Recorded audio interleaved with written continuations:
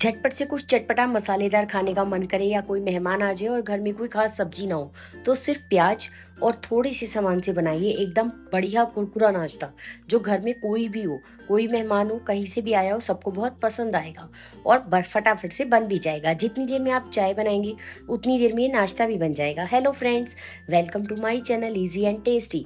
तो चलिए easy and tasty recipe शुरू करते हैं। इसके लिए मैंने 4 प्याज लिए, 3-4 प्याज, जितने आपको नाश्ता बनाना हो उतना आप प्याज ले सकते हैं। अब प्याज को अच्छे से मैंने छील कर धो लिया है और ऊपर उसका जो जॉइंट होता है ना, जहाँ से जड़ जुड़ी होती है, उसको हम निकाल देंगे। उसके बाद इस तरह से इसके पतले पतले लच्छे निकाल लेंगे, क्योंकि जब इसके जितने पतले लच्छे आप निकालेंगे ना उतना ही कुरकुरा और टेस्टी नाश्ता बन के तैयार होगा। आज हम बनाएंगे प्याज के पकौड़े, लेकिन बिल्कुल नए तरीके से। अभी बारिश का सीजन आएगा तो आप सबका दिल करेगा पकौड़े खाने का, और प्याज के पकौड़े अगर बनाओ और क्रिस्पी ना बने, थोड़े नरम पड़ जाए, तो वो खाने में अच्छे नहीं लगते। आप मेरे तरीके से बना के देखिए, बहुत ज़्यादा टेस्टी बनेंगे और एकदम क्रिस्पी भी बनेंगे। ये देखिए, इस तरह से सारे प्याज की मैंने बिल्कुल बारीक बारीक लच्छे निकाल लिए हैं, पतले पतले। अब हम इन्हें एक बाउल के अंदर ट्रांसफ़र कर देंगे इस तरह से। अब इसके अंदर हमें थोड़े से मसाले डालने हैं, लेकिन पहले हम हाथ से इस तरह से प्याज के लच्छों को अलग अलग कर लेंगे। और ये देखिए कितना पतला पतला प्याज हमारा कट के तैयार हुआ है और बहुत ही क्रिस्पी और टेस्टी पकौड़े बन के तैयार हुए थे। अब इसमें हम डाल देंगे 1 चम्मच के लगभग लाल मिर्च पाउडर। ये कश्मीरी लाल मिर्च पाउडर है। अगर आप तीखा खाते हो तो आप नॉर्मल लाल मिर्च डाल सकते हैं। आधा चम्मच हल्दी पाउडर, 1 चम्मच नमक डाल दिया है स्वाद के अनुसार, 1 चम्मच चाट मसाला, बहुत बढ़िया टेस्ट आता है। अब इसके अंदर हम डाल देंगे 1 चम्मच के लगभग दरदरी पीसी हुई सौंफ। दरदरी पीसी हुई सौंफ एक बार डाल के देखिए। आधा चम्मच जीरा डाला है और आधा चम्मच इसके अंदर अजवाइन डाल दीजिएगा, और साथ में थोड़ी सी हींग। मेरे पास आज हींग थी नहीं तो मैंने नहीं डाली है। 1 चम्मच कूट पीस के मैंने लहसुन डाल दिया है, और 1 चम्मच ही 3-4 हरी मिर्चों को बिल्कुल बारीक बारीक चॉप कर लिया, वो 1 चम्मच हो गई, वो डाल दी। अब डालेंगे इसमें एक खास चीज़, इसमें अमचूर पाउडर मैं नहीं डालने वाली हूँ। इसकी जगह मैं डालूंगी कच्चा आम, बिल्कुल बारीक बारीक चॉप किया है, आपको नजर ही आ रहा होगा, इतना बारीक कि खाने में जब उसका स्वाद आएगा ना दांत के नीचे, तो आप खुद ही हैरान रह जाएंगे कि बिल्कुल नए तरीके से पकौड़े बने हैं। खूब सारा हरा धनिया और सिर्फ 2 चम्मच के लगभग चावल का आटा डाल देंगे। इससे हमारे पकौड़े बहुत ज़्यादा खस्ता और क्रिस्पी बन के तैयार होंगे। सारी चीज़ों को अच्छे से मिक्स कर देंगे, सारे मसाले और सब कुछ मैंने इसके अंदर डाल दिया है, लेकिन जो अभी इसकी बाइंडिंग के लिए वो हमने अभी इसमें नहीं डालना है। ये देखिए, अच्छे से मिक्स करिए। और प्याज में नमक डालने के कारण क्या होगा, प्याज से काफ़ी पानी रिलीज होगा, तो इन पकौड़ों को बनाने के लिए हमें बहुत कम पानी डालने की ज़रूरत पड़ती है। अब मैंने इसे ढककर 5 मिनट के लिए रख दिया है। इतनी देर इसके लिए बना लेते हैं खास चटनी। 5-6 हरी मिर्चें लिए, आधा कप पुदीने के पत्ते, आधा कप के लगभग ही मैंने हरे धनिए के पत्ते लिए। थोड़ी बहुत हरे धनिए की डंडियाँ भी डाल दीजिए, अच्छा रहता है, टेस्ट भी अच्छा आता है। अब इसके अंदर हम डाल देंगे 1 इंच अदरक का टुकड़ा। हरी मिर्च हमने नीचे इसलिए डाली है ताकि पिस जाए, क्योंकि धनिया पुदीना नीचे डालने से कभी कभी चटनी अच्छे से पिसती नहीं है।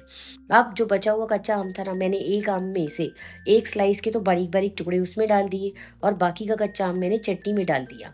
आधा चम्मच नॉर्मल नमक, आधा चम्मच काला नमक, 1 चम्मच जीरा, बस यही सब सामान डालना है। हींग हो तो जरूर डालिएगा।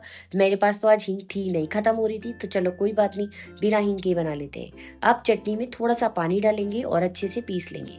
देखिए, बढ़िया चटनी तैयार है। अब कच्चा आम डालने का फायदा क्या होगा, अमचूर नहीं डालना पड़ेगा, और जब कच्चा आम आ रहा हो तो क्यों ना कच्चा आम का ही फायदा उठाया जाए। दूसरी बात, ये चटनी कच्चा आम डालने के कारण बिल्कुल भी आप इसे 4-5 दिन तक रखेंगे ना, तब भी ये काली नहीं पड़ेगी। बस हाँ, इसे स्टील की डब्बी में नहीं रखना, हमें कांच की डब्बी में रखना है, और एयर टाइट कंटेनर तो बहुत ही बढ़िया, और उठा के फ्रिज में रख दीजिए। अभी मैं दिखाती हूँ आपको कैसे।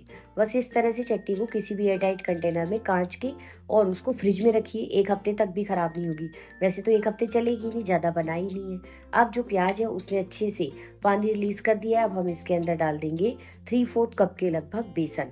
बेसन के ही पकौड़े बहुत बढ़िया बनते हैं। वैसे चावल के आटे और कॉर्नफ्लोर के भी बनते हैं, लेकिन वो उतना ज़्यादा अच्छे नहीं बनते, क्योंकि खाली चावल के आटे से आप बनाएंगे या कॉर्नफ्लोर से ना, तो वो ऑयल ज़्यादा पी जाएंगे, ज़्यादा ऑयली बनते हैं। जबकि बेसन के पकौड़े जो होते हैं ना, वो बहुत कम ऑयली बनते हैं। और आज हम बहुत कम सामान से बहुत बढ़िया नाश्ता बनाएंगे।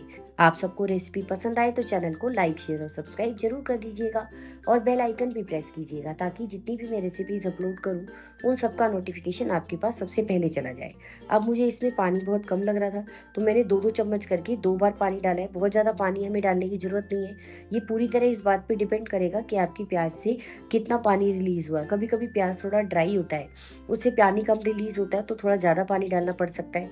बस उसकी कंसिस्टेंसी आप देख लीजिए कि इस तरह होनी चाहिए। अब तक तो आप रेसिपी को अगर यहाँ तक पहुँचे तो आपको इसका मतलब पसंद आ रही है, तो प्लीज़ एक प्यारा सा कमेंट कर दीजिए।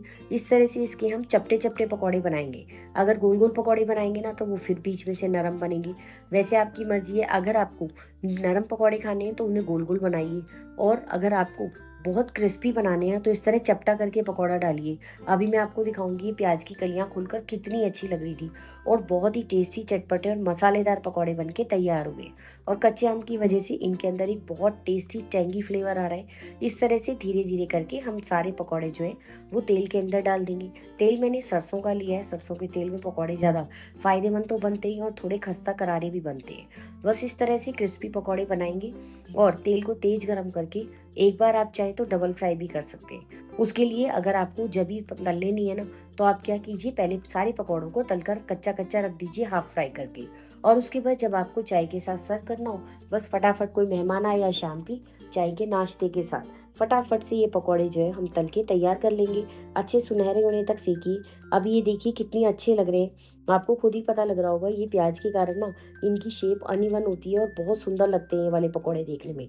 मुझे तो ये पकौड़े बहुत ज़्यादा पसंद है।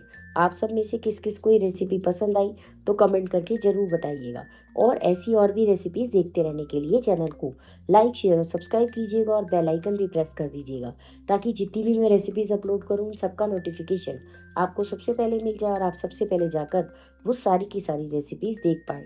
ये देखिए कितने अच्छी तरह से पकौड़े जो हैं वो सुनहरे हैं, और जैसे-जैसे ये सिकते जा रहे हैं ना, इनकी कलियाँ और भी ज़्यादा खिलती जा रही हैं।